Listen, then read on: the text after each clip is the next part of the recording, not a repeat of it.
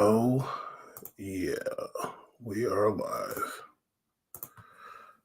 That's in the chat. And let's do this.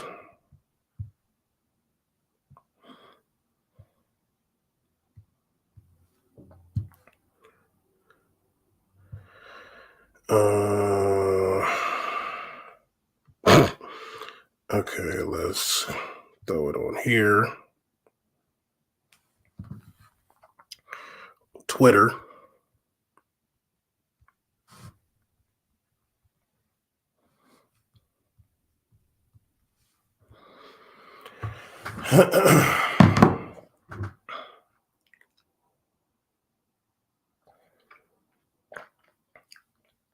That is hidden. Shadowbammed episode 14. Actually, no, let me leave that there. You know what I'm saying? Wow. Yeah, we got a lot to talk about. I mean, not like a whole lot. Like a little bit a lot, but like a little bit a lot.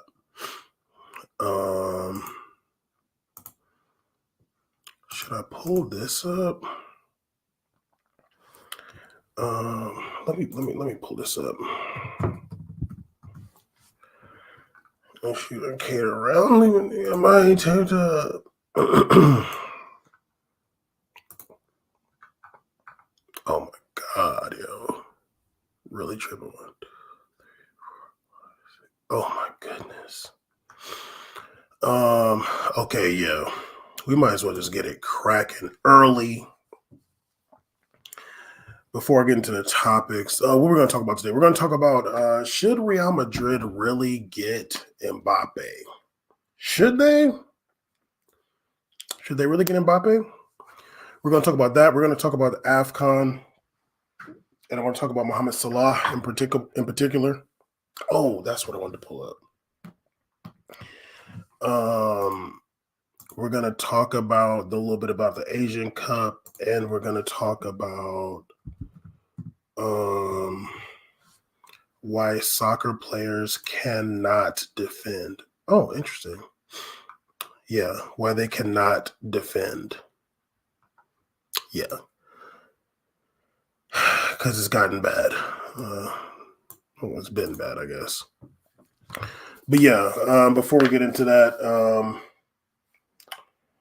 yeah, Shadowbammed, we're going to be having, we're going to keep it going. I'm always having the link to join in the chat. So anybody can join. You can join and say, I'm stupid and don't know what I'm talking about. I do not care. Or you can come in and we can talk about whatever you want to talk about. Because, you know, it's an experience. What else? Yeah, that's it. Let's get into it, though. Because, you know, although this match doesn't matter, I did watch the Spanish Super Cup, and I did watch Man City's last match against who they play. Why is what? That's weird. They played. It was somebody. It was like 3-2. Was it Newcastle? Yeah, I think it was Newcastle. Yeah, they just beat Newcastle 3-2. And since Haaland's been out, Erling Haaland's been injured. My boy Julian Alvarez has been starting up top. Now, let's be clear. Nobody was checking for homie when Man City picked him up from River Plate for, I want to say it was like 15 million. 15 million pounds, something like that. How much did they get him for? Let's see. 14 million pounds. pounds. Wow. When I saw Man City get Julian Alvarez for 14 million pounds, I think it was a January transfer, but he didn't come until the summer, like to the next season. I was like, that's the transfer of the year, like by far. Like, even though he's not there yet, I'm like, this dude's so good. I watched him at River Plate. I'm like, this dude's ridiculous. And now we have an issue. Like, Erling Haaland is going to be the man at Man City for many, many years to come. And Julian Alvarez, like, he's already won a treble there. Did he win 2 EPLs? I don't think he was there for the other one. I don't know. No, he wasn't. No, he's only won the treble.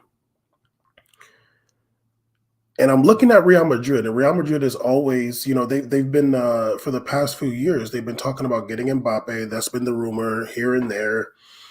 Mbappe was supposed to go. I think he wanted to go, but PSG like forced him to stay. I stand by that. He has said things to confirm that. Everybody forgot. It's okay. But at this point, I'm like, do you really want Mbappe?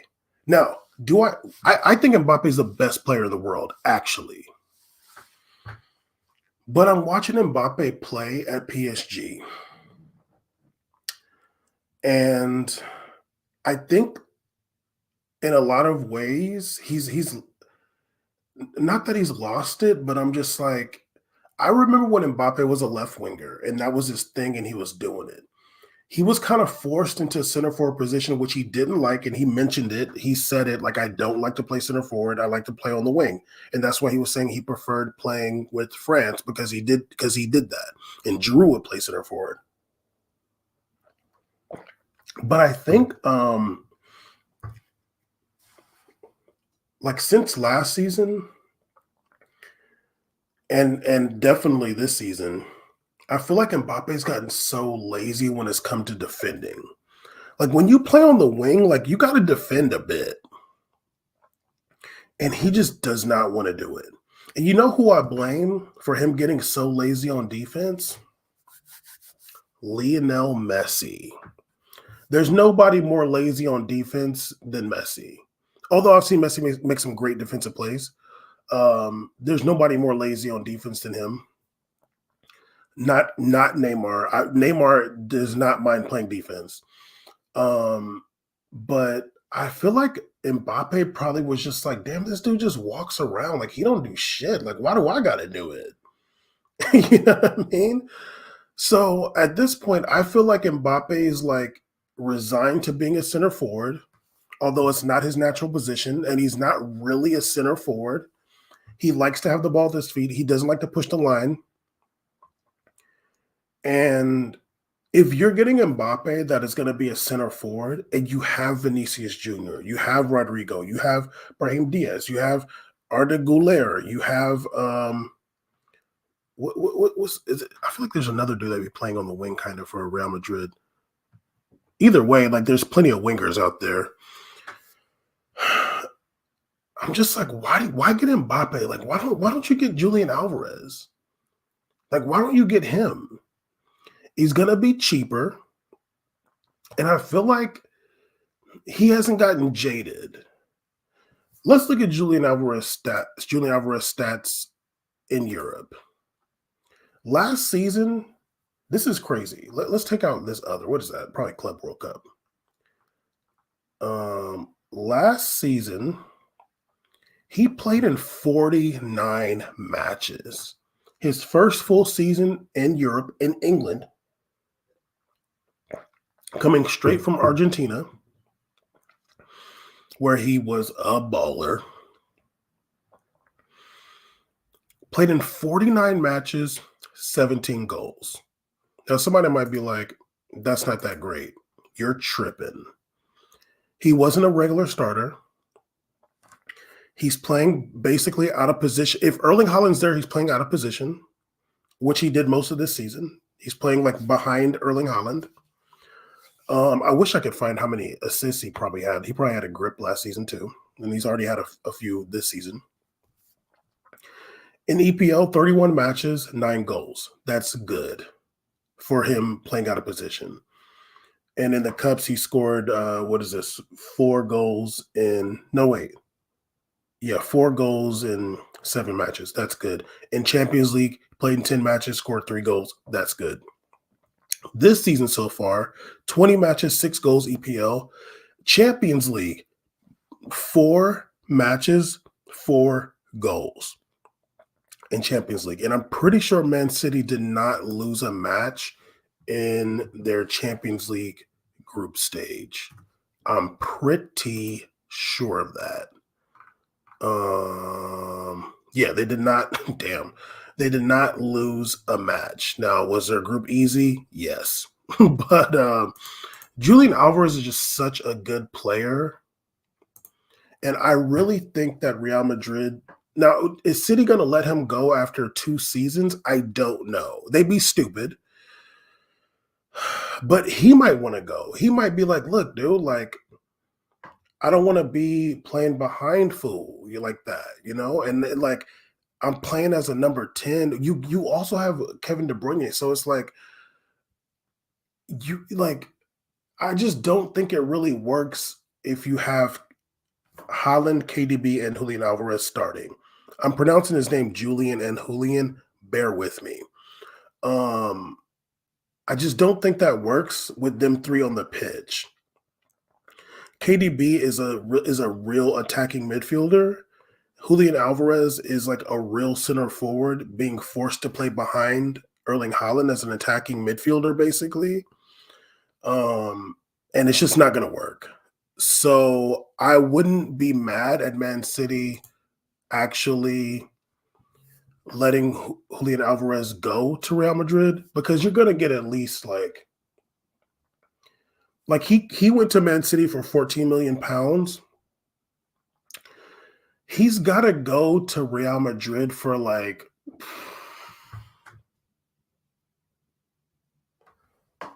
I'm gonna say like at least if City's smart, they gotta get at least 75 million for him. At least, dude. And honestly, and then Mbappe is gonna come for like over 100 million. Like he's gotta be over 100 million, Mbappe. And it's just like, why, dude? Like, I don't know. There's a part of me that feels like Mbappe just spent too much time at PSG. And he's just used to being pampered there. I just wonder if Mbappe can really go to a team that's bigger than him and really become like the team player that he was at Monaco and his first like 2, 3 seasons at PSG. I don't know. There's a part of me that feel like that could be over, you know? Like he might just be too big headed now, or it just might be like it just might not be. It might be too late. But Julian Alvarez, he slots right in at Real Madrid. He speaks Spanish, obviously, and he's not like big headed like that. He's not coming with all that ego. Like he's coming from a humble space, and I don't know. Like I feel like maybe maybe Real Madrid has a thing against Argentine players, maybe. But I don't know. I feel like PSG. I mean, I'm sorry. I feel like Real Madrid should really be talking to Man City about getting Julian Alvarez and let Mbappe go wherever else. Let him go to Liverpool. Let him go to Man U if that's what he wants to do. Let him go to Liverpool and play on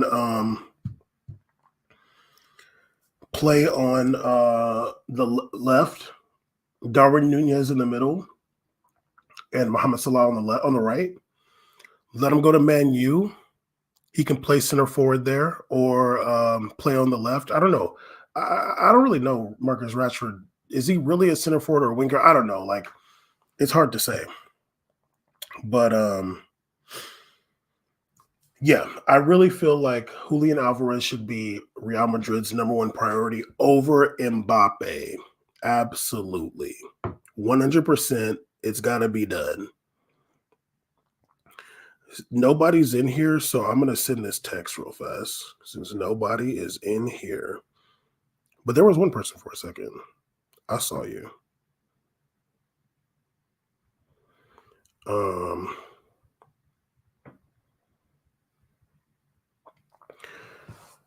But yeah, what else? Is that a controversial opinion? I wonder. Like, do people really think like Julian Alvarez can like be a better option than Mbappe? I really think so. Not. I'm not saying Mbappe is. I'm not saying Julian Alvarez is better than Mbappe. He's not. But I feel like for Real Madrid, he's a better option. Look at Vinicius Jr. Dog. Like he's balling, yo. Like stop it. Anyway, AFCON is going on. AFCON is one of them competitions where like the black soccer people like show up like, oh, AFCON. And I'm like, dog, do you be watching AFCON? Because look, I've been watching AFCON since 2015. And I'm gonna be real, like it's fun. It's a fun tournament. I hate the group stage of any tournament, to be honest with you. And I hate that I can't watch it on my computer. But the football can be rough. Let's be real, the football can be rough, yo. It can be rough. There's no midfield play. It's wild. But the football can be rough in AFCON. But I always love AFCON. Like I always want to see like who are the front runners. So far we've had some upsets. There's it's funny because how good Mohamed Salah is, people think like Egypt's good. Egypt hasn't been good since like 2010s era. Like that's when they were good, but like they haven't been good for real since then. They went to a couple finals, but they lost. But Egypt drew with Mozambique 2-2. I feel like that's kind of an upset. Nigeria and Equatorial Guinea 1-1.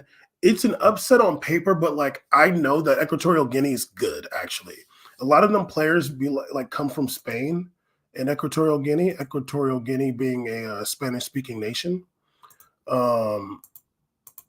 They were colonized by the Spanish, but a lot of those players,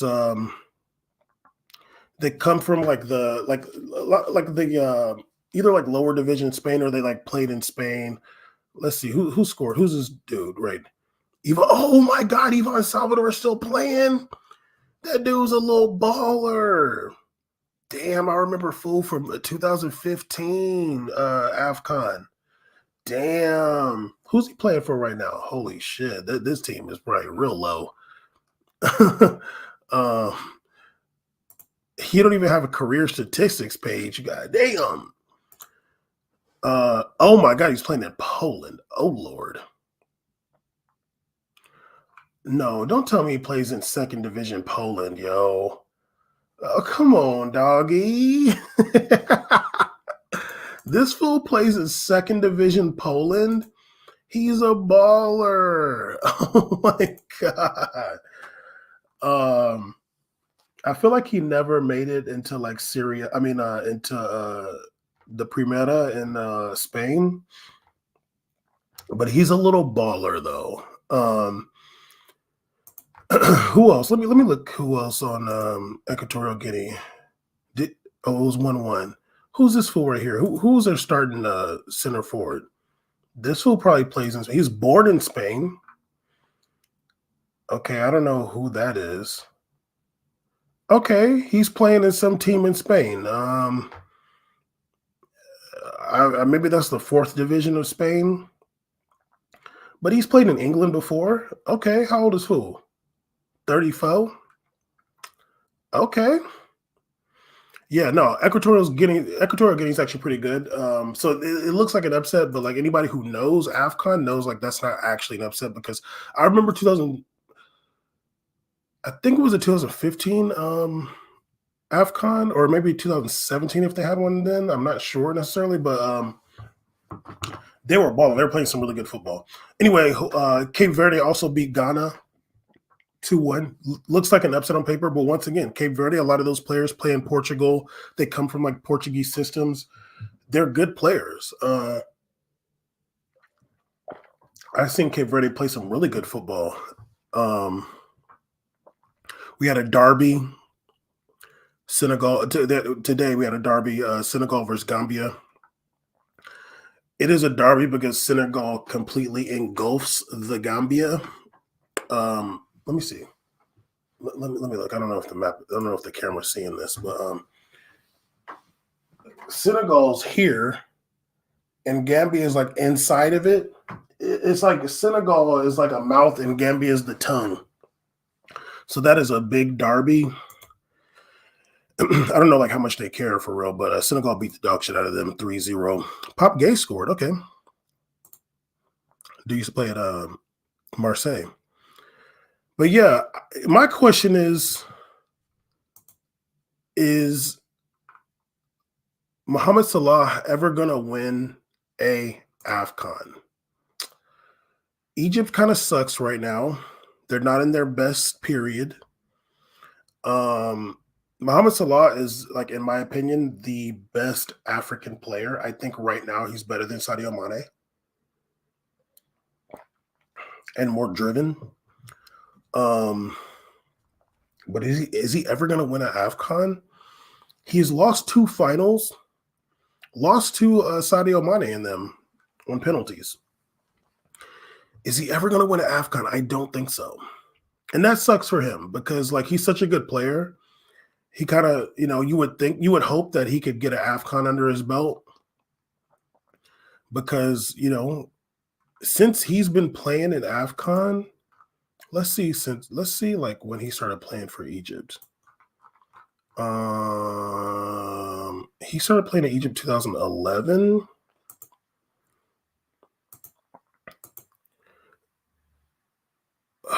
This is weird. Okay, so they lost 2022 AFCON in the final. Damn, did they make it? They didn't make it out of the group stage in 2019 AFCON. Lord. 2017 AFCON, they are not trying to show me the knockout stage here. But either way, yeah, whatever. He's he hasn't done it so far in AFCON.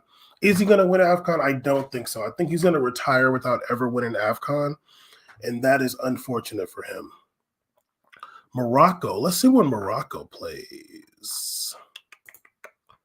Morocco plays on Wednesday, their first match against Tanzania. And I don't think Morocco's going to win AFCON. Morocco hasn't won AFCON since the 70s. But they did pretty good in the World Cup. But as I tweeted, the AFCON and the World Cup are 2 totally different monsters. So we'll see. Although I think they brought Unahi, and he's a baller. But I feel like what's homeboy's name? The right back? I don't know why I'm forgetting the homeboy's name. Hakimi. I think Hakimi's hurt. No, maybe not. But yeah, we'll see what happens with that. I'm not so excited about group stage, but let's see. Are any of these matches I really want to watch? Not really. I kind of watch Algeria versus Angola. I'm kind of down for that. That's today at noon. Cameroon and Guinea are playing right now. Their flags are too similar. Let's see in the next match day starting Thursday. Are there any matches I kind of want to watch? I'd watch Egypt versus Ghana. Ivory Coast versus Nigeria. I'd watch that. And Morocco versus DRC. That's a good test, actually. DRC don't play around. We have a Southern Africa derby with South Africa versus Namibia, who have fought a war against each other, I think, to some extent. Yeah, that's like the Boer derby, kind of. Okay, we got some good matches actually coming up. We'll see. Shadowbammed number 14. Oh, and also another international tournament being played, the Asian Cup, the AFC Asian Cup. Pretty exciting. We've had some good matches so far. I did try to watch Qatar versus Lebanon, but I started doing Shadowbammed during it. You got to go for the chamois teams, as I said. Syria drew with Uzbekistan. I fucks with Syria hard. Got to go for Syria. Iran did beat the dog shit out of Palestine. Like, damn, dog, you couldn't just lay down one time for them? JK. Apparently they showed some solidarity during the match. I didn't see it, but Iran did beat Palestine 4-1. But Iran's a good team, so you expect that. Japan beat Vietnam 4-2. UAE beat Hong Kong 3-1. I didn't know Hong Kong had a team. South Korea beat Bahrain. Iraq beat Indonesia. Of course, we got some more matches today. Malaysia versus Jordan. Interesting. Thailand versus Kyrgyzstan. That's going to be wild. It's in a Khaliji derby. Saudi Arabia versus Oman. We got the Ahla Sunnah versus what is the name of the Omani sect? Oh my god, why do I forget everything? Oh, what is that sect in Oman? Oh, this is so annoying. I'm literally talking to myself right now. Oman Islamic sect. They are called they're an offshoot from the original Khawarij, and they're called, I'm so annoyed. I cannot remember the name of the sect. I'm so mad at myself right now. I'm gonna have to look it up. Why can't I remember? I'm so mad about that right now.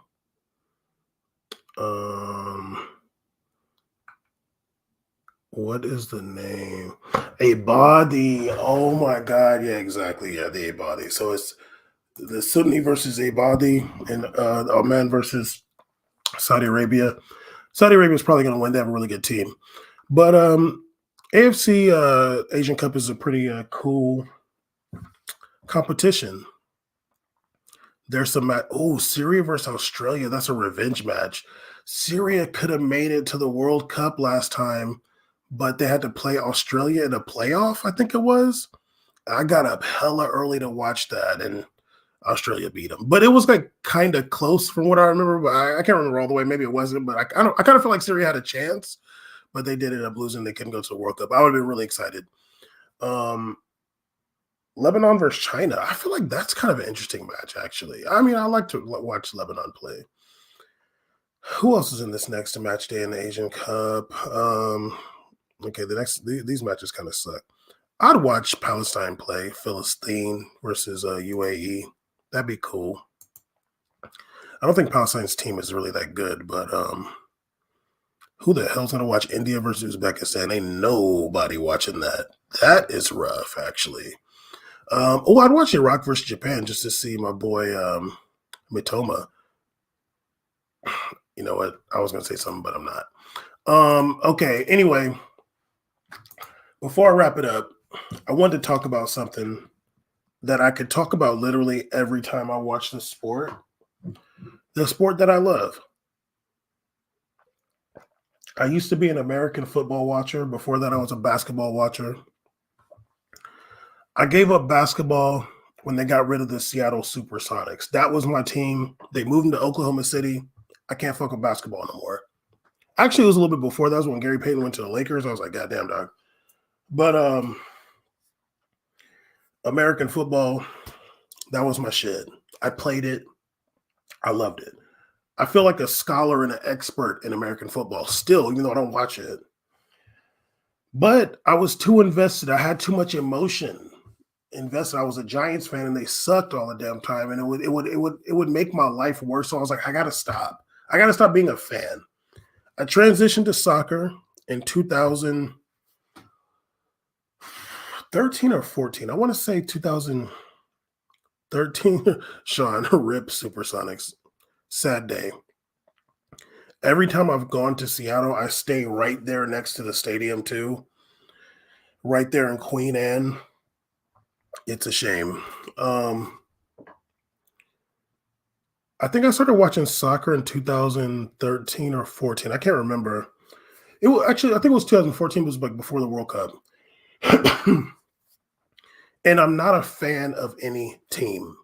And that's how I like that's how I like it for myself, especially now being a pundit. I think fanhood. Oh, Seattle has a hockey team. What the hell? Sean is informing me that Seattle has a hockey team. That would have been that'd have been weird if they named the Sonics. Honestly, who the hell is a Seattle hockey? Seattle Kraken. When did this happen? What the hell? Where did they come from? Okay, founded in 2021. Okay, yeah, okay. That's okay that I didn't know. But they do, but they do play in Pledge. I'm about to get me a Seattle. You know what, Sean? I'm about to start trying to watch hockey again, so I can watch Seattle. I can be a Seattle Kraken fan. Don't play with me right now. I will do it. Okay.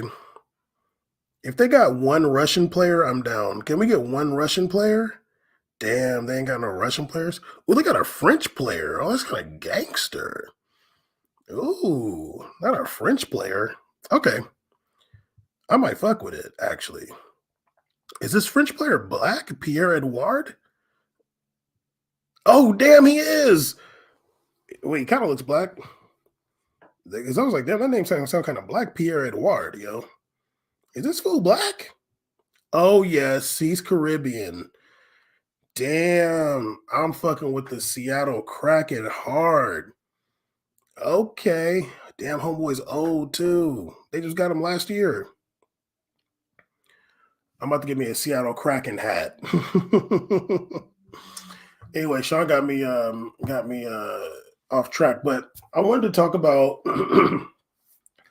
the thing that makes me the most frustrated watching soccer. Bam, are we about to do We Made It NHL or what?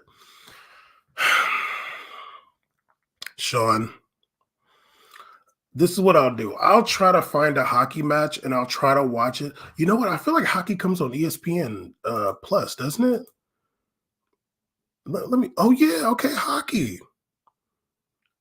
Oh damn, Seattle Kraken's playing right now, and they're playing your Penguins. I think you're a Penguins fan, right? Sean, aren't you a Penguins fan? Sean, if you're a Penguins fan, the Seattle Kraken's playing right now, and we about to beat y'all ass right now. Are you okay? Yeah, you're Penguins. Seattle Kraken's playing right now. After I get off of this, I'm gonna try to watch it and see if see if I can see the puck on my computer. If I can see the puck, because I like watching hockey actually. But when I would watch it on TV, I couldn't see the puck. So it's like, damn, dog, I can't really see the puck. No, it's impossible. But if I can see it on my laptop, then I'll kind of watch some hockey. We'll see if I can get into it for real. But I'm a Seattle Kraken fan. Day one Seattle Kraken fan. Don't play with me. You know what? I'll just save the last topic. I was going to talk about how much soccer defending sucks, but I don't really talk. I've only been on here 30 minutes. That's long enough. We'll talk about it next time because now I'm about to try to watch this match. Seattle Kraken versus Pittsburgh Penguins. Why the hell they play so early? What the hell? Goddamn! In Pittsburgh, it's only 11 o'clock. The hell's going on? Oh, because it's Martin Luther King Day, maybe.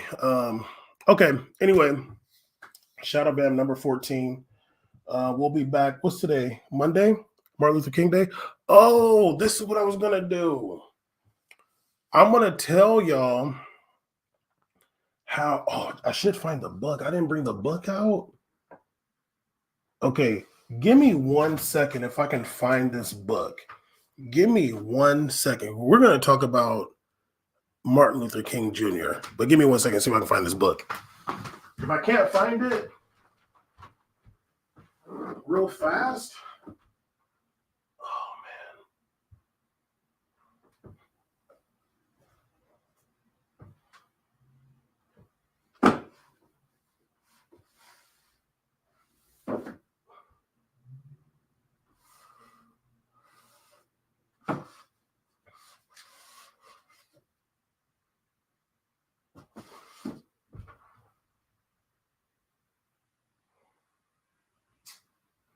damn.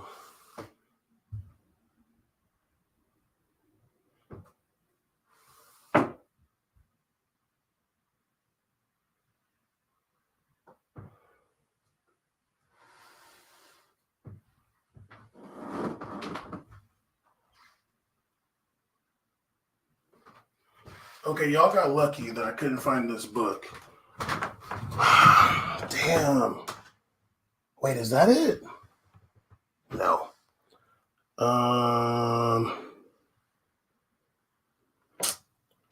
Damn, y'all got lucky. Anyway, I wanted to say how I am related to Martin Luther King Jr. My relation to Martin Luther King Jr. I had some proof too, but I can't find the book.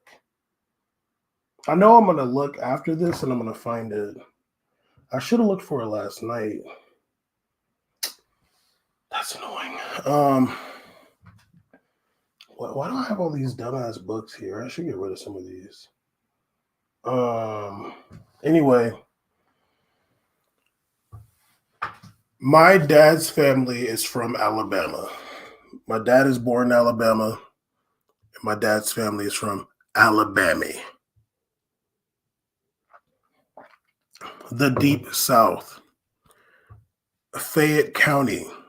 It is a dry county. It's really religious and conservative. That's my dad's family. I used to spend summers there sometimes, and we was in the sticks. It was out there in the red clay in the country. My grandparents would go pick wild blackberries in the morning and make a blackberry cobbler all the time. You say, Bam, why didn't you go? Because they're snakes. They're not afraid of anything. They're from there. I'm from San Diego. I ain't trying to go. You said could be a snake. I'll pass. But yes, I used to spend summers there in Alabama in the country. Now, my dad has siblings. I think my dad's the oldest. Or maybe my Aunt Fetty was the oldest. He's the oldest boy, at least. He has another sister. I think she might be older than him by a little bit, or maybe like right under him. But my Aunt Fetty, her real name was Lawanda. She she was a nurse, well-educated woman. I feel like she went to Auburn. I'm pretty sure she went to Auburn. But she moved from up there in Fayette and she moved to Tuskegee. While in Tuskegee, my aunt married one Stanley Gray, who was a lawyer. In had a law office with his father, Fred Gray. Now, I want you to look up who Fred Gray is. Because he's still alive. Fred Gray was the attorney for one Martin Luther King Jr. Oh, yes. I guess he won a Presidential Medal of Freedom. Now, and also, he was portrayed by Cuba Gooding Jr. in the movie Selma. Fred Gray was, who I am related to by marriage. He was Martin Luther King Jr.'s lawyer. He fought a bunch of different cases, honestly. I think he fought the Tuskegee experiment case and all kinds of stuff. But yes, Fred Gray, who was Martin Luther King's lawyer, his son married my aunt. And that wasn't their cousin. I mean, that wasn't his son. But yeah, that is my connection to Martin Luther King Jr. My great uncle by marriage was his lawyer. So that just means I'm destined for greatness, obviously. Anyway, Shadowbammed episode 14. We will be back tomorrow, maybe. We'll see. Thank you, Sean, for joining. Appreciate it. And yeah, we will be back soon.